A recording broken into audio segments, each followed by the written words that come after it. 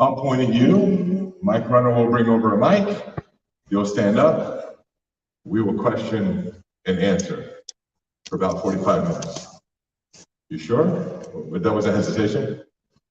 Okay, good. We can start here. I'm going to grab a stool, if it's okay with everyone. Hi, my name is Ty. It's Ty, ladies and gentlemen. Wait, yeah, we're the three here. It's Ty, ladies and gentlemen. Thank you. My question is, I still work on relationship with me and my mom. Yes. And we have a conversation with you in Colorado. Hmm? So I find that I unconsciously copy my mom because... You unconsciously what with your mom? Copy. Everything with Copy your mom. Yeah. Copy your mom. So she's very powerful, she bossy, she bully, successful. So sounds like a copy, yeah. And look at me. Yeah. Same. So when I figure out if she's happy, of course not. And what I did before, all my angriness, all my successful, yes, it's give me a lot of opportunity to survive. But right now, I want to step back and grow. And my angriness and what I did before, it's hurting me and not let me grow. Okay. And I blame my mom about that because, of course, I don't want to face it. And I don't want to take responsibility for myself, I think. Got it. Say, hey, it's your fault. You teach me, I copy you. So it's your mistake. How I can turn off this switch and say, it's what was in the past. And I love my mom, who she is. And I accept her, who she is. And she's an excellent mom. And she did good stuff for me. And I take good stuff with her and use it. And right now I don't need it. So right now I'm independent. Yeah. But I cannot. It's kind of bothering me every day. And I'm like, I don't know how to let this shit go. Got it. So thanks for sharing that, yeah. Mm-hmm. So part of it is you're living in this reality of fault, right? It's her fault. Yeah. And so what do you mean by it's her fault? And what I want to do is I want to create sort of, there's an infinite number of ways that we can experience life. You're playing a game right now where there's this thing called fault, and it's her fault. We look at it and we would call that blame, right? When there's fault and blame, there's usually resentment, right? You did this to me, everything you articulated. So what I want to do is I want to switch you over to a different perspective where maybe fault and blame and resentment no longer even make sense, right? That would be the breakthrough. So tell me what you mean by it's her fault. Like, number one, that she bullied my dad, and it's what I do with my husband. And I have a problem with my relationship because I always bully him, like, you're so bossy. And like, no, I'm not. And after I look like, yes, I am bossy. And for example, she not pay attention to me when I grow because she worked a lot. And when I need attention, she was every time busy, and she workaholic. And right now, when I look at me, I work 18 hours per day. I'm workaholic, and I don't know how to rest and stop. I'm like have health issue because I'm just take, push, bite, go, and I don't know how to relax. I need to learn how to relax, and I don't know how. Right. And also, I have conversation with her last week, and I say, hey, help me to figure out what my talent, because I remember me how I work in only, but what I was or who I was when I was a kid, what I like to do, what my talent, what I was interested. And she said, I don't know. Okay. I work in. So there's, you know, the way, the thinking around it, right, is going to keep us trapped. Yeah. and we can even hear this, right? Like we're trying to solve it with the way that we've been thinking. So I wanna, have you gone through the whole human framework yet? Yeah. Okay. Did you go through the forgiveness process? Yeah. Okay. Did you see the unintelligence of your blame and your resentment and the idea that it's her fault? Definitely. Doesn't sound like it. Yeah. Because you're still connected to it, right? So, I work on that. I figure out that it's like, it's some type who told me, but I did not find where is this bitch hiding that I need to work on this. your mom came in a long line of people who chose to take on pain and experiences that led her to behave in a certain way. So she could experience what she wanted to experience for herself and be a perfect setup for your hero's journey. And part of who she became for her own process and to support you in your own process was to, part of who she became was what you're calling bossy. Yes. And by being bossy or anything else that we would describe that you're now faulting her for and blaming her for, you were able to experience that bossiness, and you took it on into your nervous system and into your personality because she knew when she came in, and you actually knew when you came in, which both of you forgot as you became disconnected in the illusion of separation, was that you're going to translate this observation and experience of her as bossy or workaholic or the beliefs and programs that are creating workaholism. And while she hasn't translated that into the explosive gifts and expansion that they're meant to be, because they're just energy, it's just information. She wasn't meant to translate it into the expansion because she was meant to hold it, even though it caused her a great deal of pain, so that you could observe it, so that you could adopt it, so that you could translate it. And so she took on these qualities and characteristics through unintelligence and pain that she experienced, observing it from her parents and down through her lineage. So it could be the packaged up energy that would be explosive expansion for you on the other side. And so she handed it off to you, and you took it on, and you both knew you were going to do this. Now, you've had your life that's led you into an environment where you're learning the tools and developing the skills to metabolize that which she couldn't, and therefore her limited expression of it was what we would call bossy or workaholism. And you've taken it on because as you use the tools, and also it's this idea of like we're growing in our consciousness. She came in at a point in time where these tools weren't really accessible and available, nor were they supposed to be for her. And you're now at a point in time where you've got this wisdom, and you have the capacity, the community, the container, the context, the content, and everything that you've invested in as you've been with us for a while, to learn how to transform it into all of the gifts. And as you transform it into all of the gifts, you become the gift, and you experience the gifts. And so you get to metabolize this from stress and anxiety and overworking and illness into joy and abundance and wellness and everything else. And you're in the process of doing that. That's what's happening, okay? And in all of that I just described, which is the truth of what's occurring, you've misunderstood it. And so as a result of your misunderstanding, you are blaming her. But blaming her for what? Being the vehicle and the catalyst for everything that is possible in front of you that couldn't be possible without this, because the way this reality works is to take this dissonance, this pain, these programs, and transform them through this knowledge into the expansion and the gift. That's what you're faulting your mom for.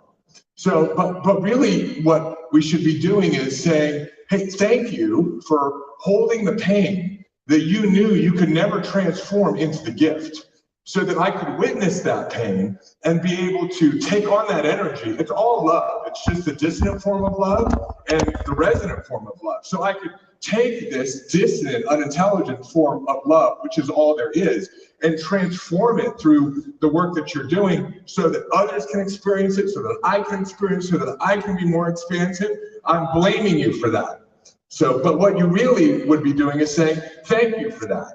Thank you for this. It's uncomfortable as I go through this process, right? But I'm willing to be uncomfortable because I see the truth of what's really going on. So we transform the faulting, the blaming, the resentment into understanding, compassion, appreciation, gratitude, because she took on these really painful qualities, knowing she was never going to be able to free herself of them, because if she freed herself of them, you would not have been able to witness them and take them on. And if you hadn't witnessed them and taken them on, you wouldn't have these packets of energy and experience to transform into who you're becoming.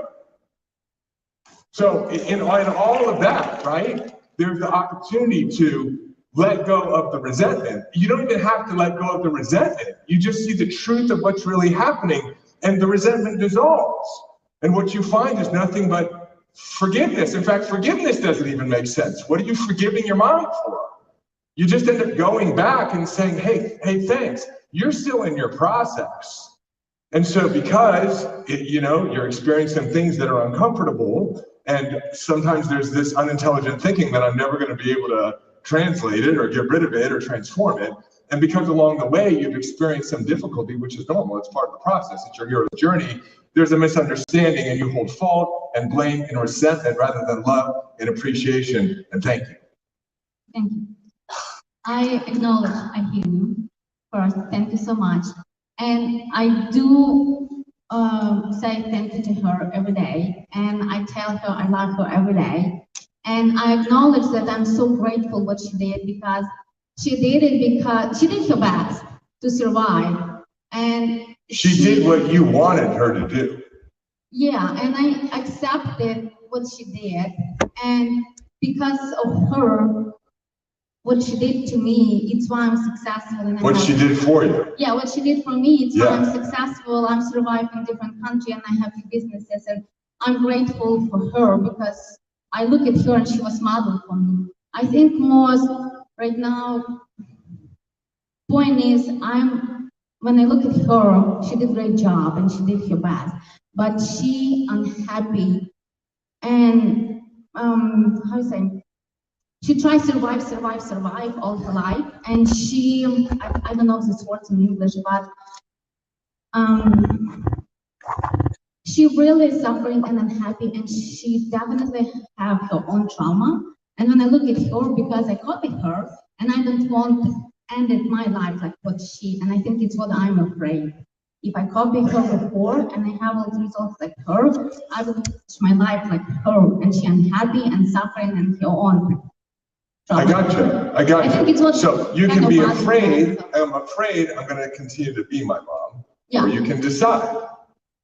You can decide that in this life, I'm going to transform and translate the lineage that has come down through my parents and become who they wanted me to become through their sacrifice. That's it. You just decide. I get the fear and the doubt, but you've been in this work for a while. You know you can just decide. Now, you can't decide if you're still holding the blame and the faulting and the resentment. It's a cord of unintelligence that will continue to attach you to the limiting beliefs, and you will become your mom and never go beyond it, right? That's why it's important to see the truth of what's going on here, so you don't hold. This whole conversation started out with you saying, I'm faulting, I'm blaming, I'm resenting. Got it. What I'm wanting to do is give you a perspective that you can look at and go, that doesn't make any sense. What am I faulting and blaming my mom for? The fear is that I'm going to be like my mom. And I'm saying, like, you won't. It's law if you're willing to find forgiveness. And I don't think it's hard to find forgiveness when we start to understand the nature of how all this works. Then you even started to shift into, it's almost like I feel bad for my mom. Like my mom's going to go her whole life and she's not going to get out of it. I'm like, I know, probably not. Maybe if you drop the resentment and the blame and the faulting, because that is still kind of keeping that energy alive between you two. She may actually find a miraculous way of finding peace when you can just let this go. And you can let this go when you understand how it all works. Because when you understand how it all works, like faulting doesn't even make sense, does it? Blaming doesn't make sense. So I'm gonna blame my mom for being who we both agreed she would be so that I could experience it, so that I could have my hero's journey and be the one to transform all of it. What would I blame her for? What is there to blame? Right? The only reason blame and fault still exists, and just get this little mousetrap, right? The only reason the blame and the fault exists is because you're afraid you're gonna be like your mom. The only reason you might be like your mom is if you continue to blame and fault and resent. You see that? Yes. That's right. So that's it. You hold the key. You hold the key to get out right now, right? Or whenever you choose to. But know that there's no more responsibility that she has. It's your responsibility. I do this decision matrix almost every day, and it looks like I have progressed, but it's still something hiding that I cannot figure out. And I love That's why I asked you if you did the whole human framework. I did. It's not a decision matrix issue at this point. What it is, it's a holding on to the resentment. So I'm telling you, right? Like, I don't think there's much more in this conversation at this point. Go and contemplate what we talked about and see if there's any more resentment there. If you get that there's nothing left for her to do, that it's all you now. There's nothing to do for her. She on her own journey. I need to do it myself. Yes. About that. Right. About me, not about her. Right. Of the subject. So what is there for you to do at this point? Figure out why the situation still pisses me off and I cannot let this go. No, there's nothing to figure out. It's to see that there was nothing that was supposed to piss you off in the first place, that the you being pissed off is a misunderstanding. Your mom incarnated and took on a ton of shit so that you could be successful and halfway through your life transform it into even more joy and success and put an end to that lineage. That's how it was supposed to work. What is there to blame? Blame that, like, I love her and I want acknowledge that she did for me. Right now I want to pay my side back and show my love and show my attention and spend more time with her and know who she is and have vacation together, or say, hey, you start to be old, I will take care of your bill. Or but what's the problem? And she not accept it. Right. But that's shit you want. That's all about you. It's not about your mom. But I want with this stuff to show my love to her and pay her Then back. show your love to her the way she receives love. But she don't want to receive anything from me. Then that's it. Then that's it. But that doesn't prevent you from loving, right? But that's where your mom is after what she's taken on for you. Honor that and don't want it to be something different or to be the way you need to love her. That's not what love is. Right? I'm never gonna have the relationship with my mom that I'd like to have. Right? Yeah. But that's about me. So I just honor and accept my mom the way she is. And I be what she tells me or I think she needs from me. And I don't expect anything else. And it's this little thing right here that's keeping the fault and the blame and the resentment stuck. And it's this little thing right here, this need to have a relationship with my mom the way I think I should have a relationship with my mom, that could keep the door closed and keeping you ending up like your mom, right? So just see that. I want to move on because I want to serve and support everybody. There's a lot for you right here, okay? Awesome, yeah, thank you.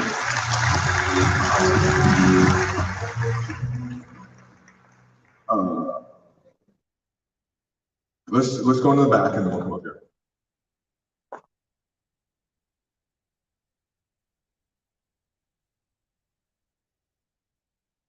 Hey David, how are you? I'm good. Who are you? I can't see. This is Chris. It's Chris. David, my question revolves around gratitude. So, as you know, I'm in the program. I did my 12 steps. One of my greatest takeaways from the program and working the steps is gratitude. I have no problem dishing out gratitude. I have a very hard time receiving gratitude. What do you experience when you feel like someone is appreciating you? I think, well, I feel that I don't deserve the thanks or the attaboys or good jobs, right? And I think that stems from a place in me that lived in such a crap world for so long when I drank, that now that my life is, where I'd like it to be, that I have a hard time receiving gratitude. And it's a weird thing. Can you give me an example? How would we know you're having a hard time receiving gratitude? So first thing that shows up is constantly people are saying, great job about, getting sober today, right? And that feels awkward to me. Like, I feel like I shouldn't be applauded for what I should be doing all along, right? But it also shows up in other areas, like in my wedding DJ company. If I do a phenomenal job at a wedding, people come up and hug me and say, thank you. That feels very awkward to me, right? And I don't understand why or what stems this. I have no problem dishing out gratitude when it's turned back at me and it makes me feel awkward. And awkward in what sense? Like, how would we know you're feeling awkward? What happens? Or what do you think? I kind of go inward because I'm a very, I'm extrovert. I'm not, but I get kind of shy and just like, okay, yeah, thank you. Like I almost kind of want to step away from that gratitude. Is it a problem? Why is it a problem? Because I think I should be able to accept that more, right? Like I should be able to say thank you, and it's just uncomfortable for me. Got it. I don't know. Got it. And so, okay, there's this idea. It sounds like when someone appreciates you, you feel like, well, that's what I should have done anyway. So there's no need for acknowledgement. Right. I feel like if somebody's thanking me for a good job, that's what I should be doing, right? I know that sounds weird, but it is. And so if we were to try to put some language around this, is it, I don't deserve to be thanked? Perhaps, yeah, like this is Okay. what I should be. I don't know where we're going with this, but let's just play around with it. So I don't deserve to be thanked. Is that a thought that feels good, or a thought that you think leans more towards a primal state? Probably more primal. Probably, right? Okay, so then let's just say, well, it's not true. So some form of the opposite must be true. So what's some form of the opposite of I don't, what did we say? I don't deserve to be thanked. So that I deserve to be thanked. Okay, you deserve to be thanked. Or it might be something like, well, I didn't do anything out of the ordinary. And so it'd be, well, like I did something extraordinary, right? Or I didn't do anything that special.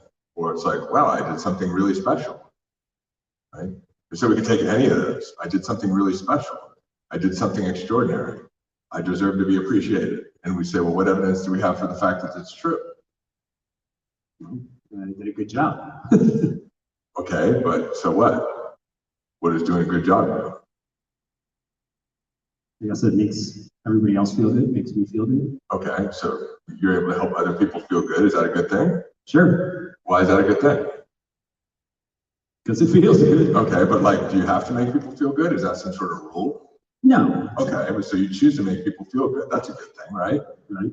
Does everybody make other people feel good? No. You do apparently, right? Yes. Why? Because I do a good job. Oh, you do a good job. And I What come do you do a good full job? heart. Do you care about people? Absolutely. Well, does everybody care about other people? No. Okay. Why do you care about other people?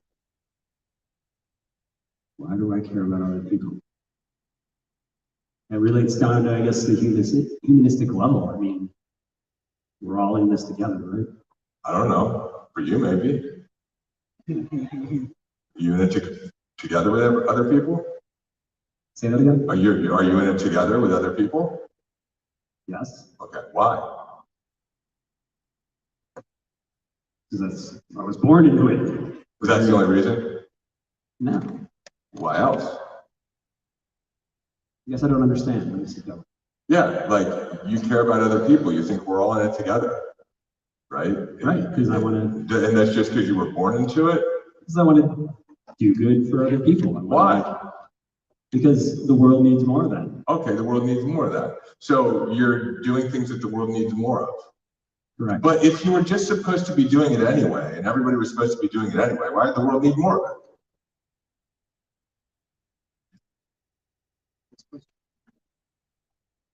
I guess it wouldn't. Right. So maybe you aren't supposed to be doing it. Maybe you're choosing to do these things. Like everybody's not doing it, but you're doing it. You don't have to do anything. This is true. Then nothing's expected of you, really. But you put good effort into your work. You care about other people. You feel like we're all in it together. Not everybody does. So it seems like in these things you go above and beyond. It's not what you should do.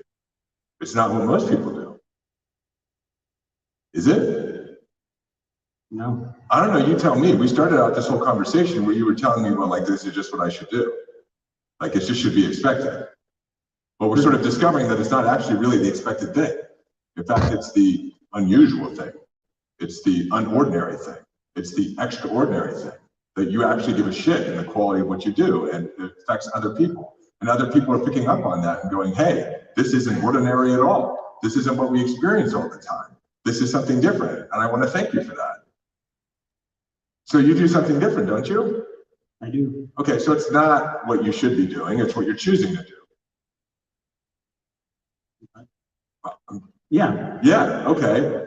So you're going above and beyond what should be expected and what you should do. Isn't that kind of what we're establishing? Yes. Okay. So that's at least a shift, isn't it? It is. Yeah, I mean, we started before this just saying, well, like, yeah, this is what I should do. Do most people with alcoholism? Yeah. Yeah, do most people who drink alcohol, who should drink less alcohol, go through with the 12 steps and everything that's required, or however you got sober to get sober? Yeah, they don't. They don't. Should that have been expected of you? No. No, it's fucking unbelievable. Right? It's like,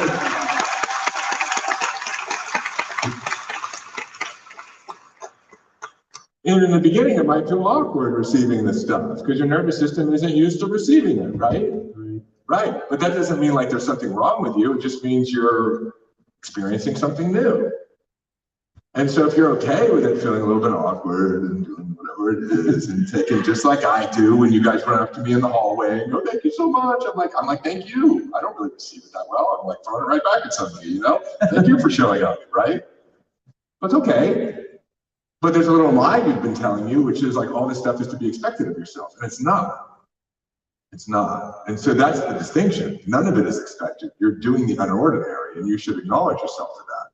You know, however that is, get into an incantation walk and acknowledge that the things I do are going above and beyond, that I could have chosen an ordinary life, but I'm choosing to be extraordinary, that I decided to pursue sobriety because being who I'm capable of becoming in this life was important to me. And most people don't choose to do that.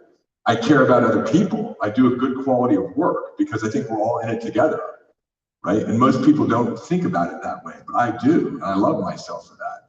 I love and approve of myself. I may not receive that very well yet, but I'm in anticipation that I'll continue to receive it because I want to be able to receive it because it's true, because it feels good and I deserve to feel good. And when I receive it and feel good, it makes other people feel good. So I'm open to the idea of being able to be more receptive to people's appreciation and gratitude, both for myself and for others. Those are all decisions. And you practice it. Yeah. Definitely a work in progress. It's a work in progress. Well, thank you. Thank you. Appreciate it.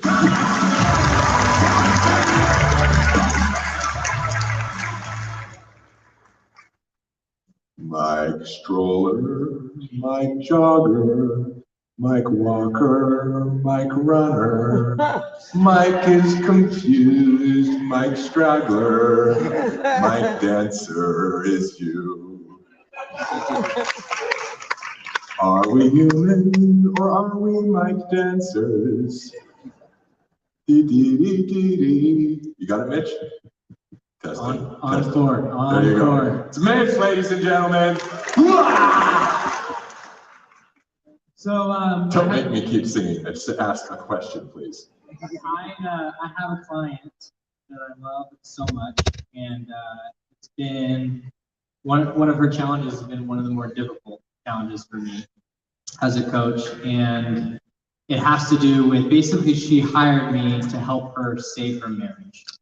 And the challenge with her marriage is that, or at least with her perspective of her marriage, is that her fear in coaching was that she'd outgrow her husband because he is very happy and very positive, and he doesn't see much of a need to change because he feels he has everything that he ever wanted.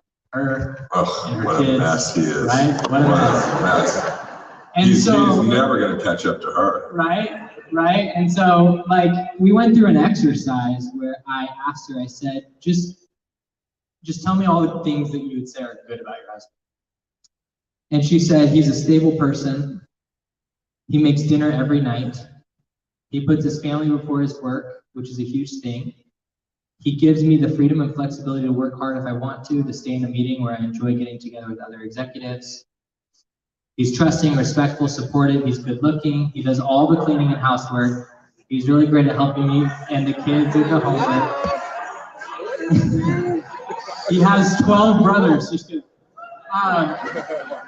And they're all single. So he's an amazing man, and she is really struggling because intimacy is not as frequent as she'd like. And she feels like she has everything but that, and for his and his desire to grow. And so she asks, like, what do you want in life? And he says, I just want you to be happy. And she's like, in a lot of ways, close to leaving, and that's okay. I come from a place without judgment, and she gets to make the decisions that move her into a powerful state and not a suffering state. But I think it would be a suffering state based on all that I know. And so I'm not her. I wish it were her here at the mic, but wanted to get your thoughts and talk through it with you about how I could best help her. You know, I think there are two things that are required for a relationship to work. It doesn't have to be a perfect match, but a nice overlap of values and vision. If you have similar values and vision, I think it can work out anything. And I'm not saying a relationship can't work if you have a different vision and you have different values, as long as in that dynamic, the couple is happy, right? But if the couple's not happy, they can find happiness as long as we have those values and vision aligned. So it comes down to whether it sounds like intimacy, and I don't know if intimacy is sexual relationships, right, is of a really high value to this person, and whether or not we can elevate that value within the other partner or lower that value for her, right? And you know, I have some experience in this just because of the significant contrast of my life. Like, I was a sex addict, so my idea of what was required in a relationship was so far out of the norm, but I thought it was normal. And so as I downshifted back into a healthy relationship, what was interesting for me is that over time, for me, sex isn't really that big of a deal. And so, you know, the basis of mine and Carol's relationship is not a sexual relationship. And so, but we're okay with that, right? And we've come to align, right? It's a part of our relationship. So I think that sometimes people are unaware of the priority they put on the sexual piece of their relationship. And if they're presented with an opportunity to potentially reprioritize it, they could. But there's just sort of this social construct and social buy-in, this idea of what the relationship is supposed to be. And if there's the opening of a conversation around the possibility of happiness without it being that way, right, then there can be a readjustment, right? But either he would need to readjust or she would need to readjust. Are those things on the list of a priority for her? Or is her priority the intimacy and connection? Does she want to go try to find all those things and the intimacy and connection with someone else?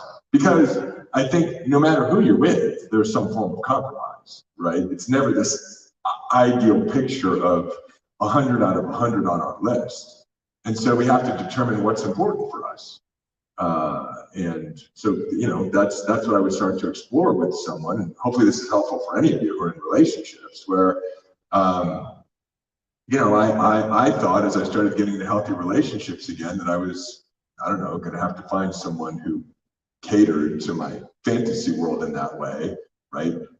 And who's successful and put together and elegant, and you know, I mean, it's like in a lot of ways there were opposites going on, and so it just took me some time stepping away and really thinking about what was important to me and whether I wanted to lose everything I had for this one piece, right? That I don't know, could be better somewhere else or different or whatever the case may be.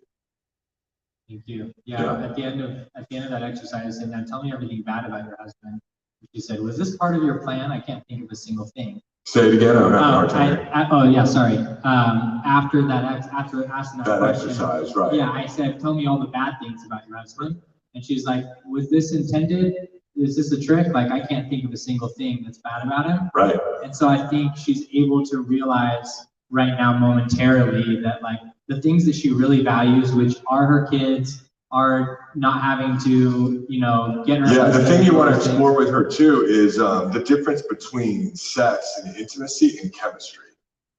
Like Carol and I have a 10 chemistry. Yeah, and that's something that she struggles with is chemistry. Yeah, because she feels and that she's growing. That may be an issue. Yeah, that could be an issue, right? I mean, you can't force it. You either fall in love with someone or you don't fall in love with someone, regardless of what the list says. And she says that she rebounded from a relationship that was the opposite of who he is, and so from running away from that, she chose him, which was exciting and new at the time. For someone to care so deeply about family, to help around the house, to do all the cooking, cleaning, all that stuff. It's so opposite from most men in her experience. Yeah. That she's like, I think it was what I wanted momentarily, but doesn't quite have. Maybe you also have to look to see if it's self-sabotage. I mean, we had someone at Legendary who they were on the brink of separation. They had been married for 10 years, and I had a coaching session with both of them, and we identified the belief she had that I married the wrong man, and I started questioning her on it. And what happened was that she wasn't expecting to meet him. He didn't match what she had in her head, and they ended up getting together and getting married. And she unconsciously had been giving a meaning to that experience of it being unexpected and not exactly being the template, that I married the wrong man. It was like the conversation I had with you guys about Legendary. I'm like, hey, if you decide this is the best investment you're gonna make, it is. But if you allow a gremlin decision to come in, which is, did I make the right decision? Then the whole thing can start to unravel. And so she did I make the right decision right after they got married? Because it wasn't expected, and he caught her off guard, and she just said yes, and he didn't match the template. But when we really looked at it, I was like, the idea that you've married the wrong man, how does that feel? And this is what's so powerful about this methodology. Like, you're actually able to start tapping into invisible stuff by trusting the framework. I said, this idea that you married the wrong man, how does it feel? And she said, it's moved me into a primal state. I said, then we know that it's what? She said, not true. I said, well, then some form of the opposite must be true. What could that be? And she said, that I married the perfect man. I said, what evidence do you have for the fact that that's true? She started listing off things, broke down in tears, and then turned to him and said, oh my God, I'm so fucking sorry. I've been living the last 10 years according to a lie. You're exactly who I want to be married to. Boom, like that. That was it. So there could be some self-sabotage going on too. And I don't know if you're getting trained in facilitator, but like that's it. Yeah, that's beautiful. I think that when, on our next session this next week, to focus on I don't remember the term that you used, like our emotional regulator, right? Yeah, That helps us to be able to identify when we're in a primal state and just the evidence and find the evidence for why it's not true. yeah, cool. Thank you. Good luck. Yeah. We got time for one more. One more. Okay, let's go right here.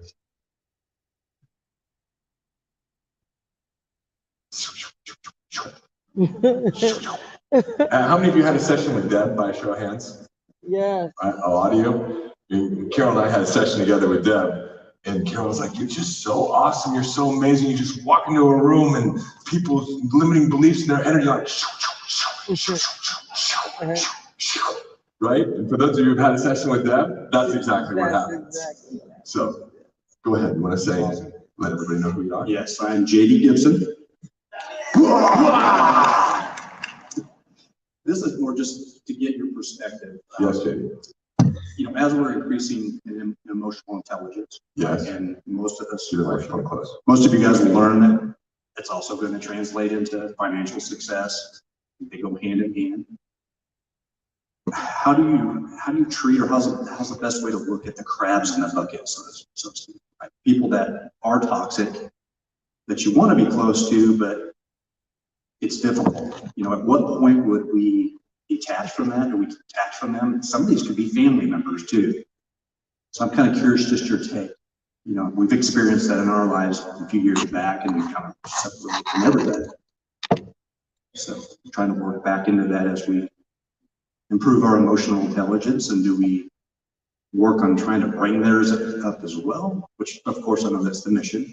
But at a point where it keeps bringing you back down and getting you in that primal state, you detach from that. Yeah, it's all energy, and there's, you know, we're all energy. Like if you think about it, like we're all little bits of energy. You know what I mean? Like we're a cluster of atoms in this room. And depending on our resonance, we start to attract similar resonance. And so in some sense, as you continue to do your own work, like the stuff that's not resonant with your